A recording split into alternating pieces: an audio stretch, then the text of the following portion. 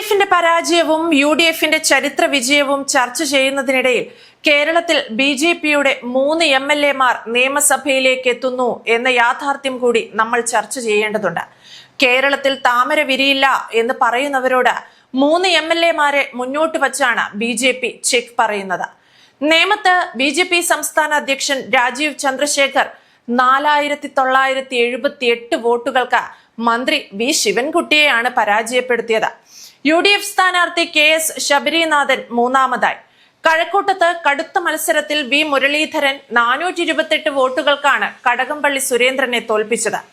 ചാത്തന്നൂരിൽ BB Gopakumar 4398 വോട്ടുകൾക്കാണ് ജയിച്ചത്.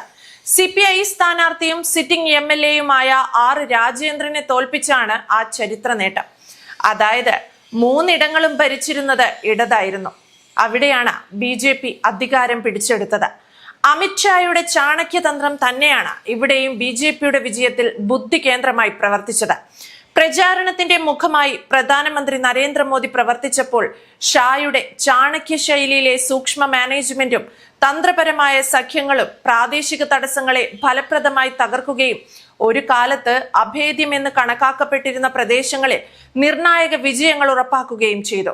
വില കുറച്ച് കാണരുത്.